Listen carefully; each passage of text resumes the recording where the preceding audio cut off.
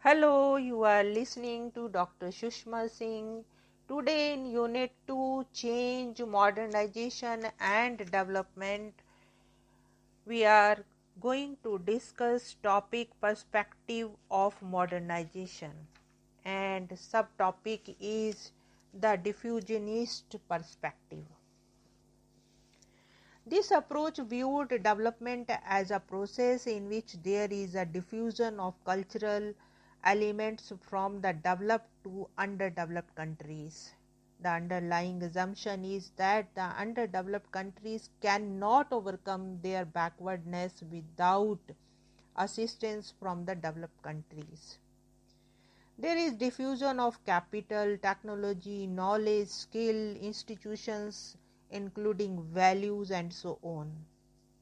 These scholars perceive this aid as a sacrifice on the part of the developed countries for the benefit of the backward and suffering underdeveloped countries. If still a society does not reach the level of modernity and development as projected by them, then it is blamed on the inherent weaknesses present in the underdeveloped backward societies, like demographic factors, presence of traditional institutions, beliefs and values, etc. The next perspective is the psychological perspective. This approach is mainly associated with Mackland, Kunkel, Hengel and others. According to Mackland and mentioned earlier in this unit, a society with a high level of achievement will produce energetic entrepreneurs who in turn will produce more rapid economic development. This is because a high level of achievement among people makes them behave in ways which help them fulfill their entrepreneurial role successfully. Therefore, the crucial factor for the economic and cultural development, according to this approach, is the presence of achievement motivation among members. This leads to planned and concentrated growth and development.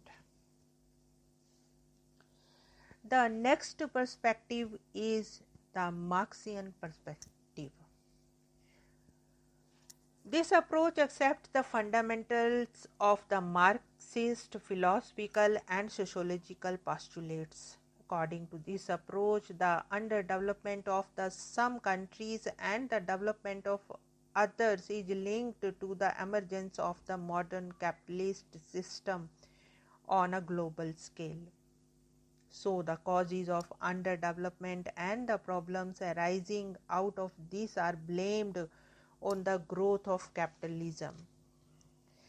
According to this theory, the relationship between the developed capitalist countries and the underdeveloped countries is not only one of harmony and cooperation. Indeed, there is a subtle and indirect subjugation of latter under the guise of aid. It is argued that the developed world is transforming the underdeveloped society into their neo-colonial dependency and entire image of aid, assistance, support and diffusion of skill, technique, capital and modernized institutions and values is false and deceptive.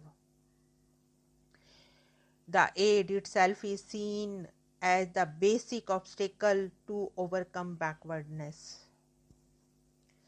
Followers of this approach further state that the policies and schemes for the development pursued by the ruling class of the advanced capitalist countries are based on a theory of development which relies on strengthening and furthering the interest of the propertied class and the rich.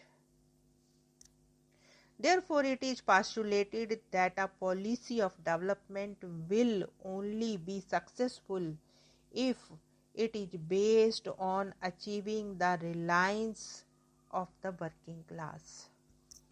Here we want to close our today's lecture. Thanks for listening.